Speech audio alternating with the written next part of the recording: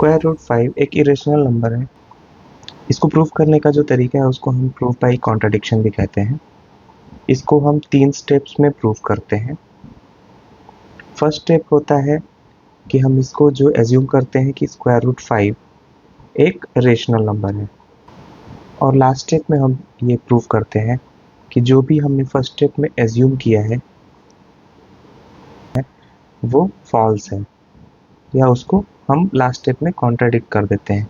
इसीलिए हम इसको प्रूफ बाई कॉन्ट्राडिक्शन भी कहते हैं। तो सबसे पहले स्टेप क्या है कि हम एज्यूम करते हैं कि स्क्वायर रूट 5 एक रेशनल नंबर है। तो हम लिखेंगे square root 5 is equal to p by q, क्योंकि रेशनल नंबर्स को हम पी बाई क्यू के फॉर्म में लिख सकते हैं। और एज्यूम किया हमने कि p and q are coprime. Coprime का मतलब क्या है कि पी और क्यू के बीच कोई भी कॉमन फैक्टर नहीं है। सेकेंड स्टेप में हम दोनों तरफ स्क्वायर करते हैं। सो लेफ्ट साइड का स्क्वायर 5 हो जाएगा, राइट साइड का square p square by q square हो जाएगा। क्यू स्क्वायर को लेफ्ट साइड में लेकर आएंगे, 5q square is equal to p square हो जाएगा। इसका मतलब ये होता है कि पी स्क्वायर जो है वो 5 से डिविजिबल है, क्योंकि 5 से किसी नंबर में क्यू स्क्वायर कोई एक नंबर है, उसमें हम 5 से मल्टीप्लाई करने पर हमको पी स्क्वायर मिल रहा है। इसका मतलब पी स्क्वायर जो है वो 5 से डिविजिबल है। इसका मतलब हम लिख सकते हैं कि p is also divisible by 5। हम p को एज्यूम कर लेंगे। सो 5 टाइम्स r, r कोई एक नंबर है तो हम लिख सकते हैं p is equal to 5r। अब हम इसको इस इक्वेशन में रिप्लेस कर देंगे। सो ये हो जाएगा 5q square is equal to p square की वैल्यू क्या हो जाएगी 25r स्क्वायर। इसको रिप्लेस कर देंगे 25r स्क्वायर से, 5 से 5 25 कैंसिल हो जाएगा, q स्क्वायर की वैल्यू आ गई 5r स्क्वायर। तो ये स्टेप हमको बताता है q is divisible by 5।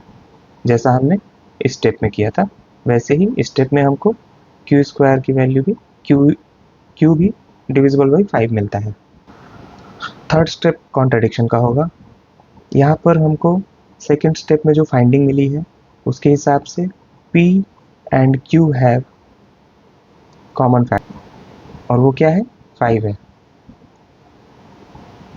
So p and q have a common factor 5, जो कि हमारे एजम्पशन से बिल्कुल उल्टा हो जाता है।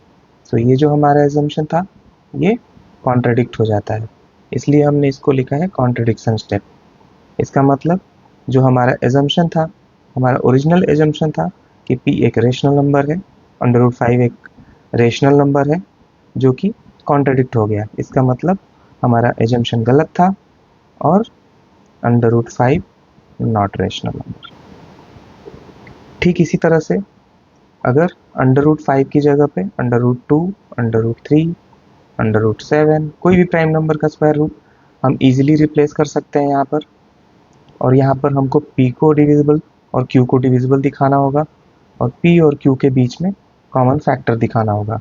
यहाँ स्क्वायर रूट 5 था इसलिए कॉमन फैक्टर 5 आया। अगर स्क्वायर रूट 2 रहता तो यहाँ पे कॉमन फैक्टर 2 आता। अगर स्क्वायर रूट 7 प्रूफ करना होता तो यहाँ पर कॉमन फैक्टर 7 आता।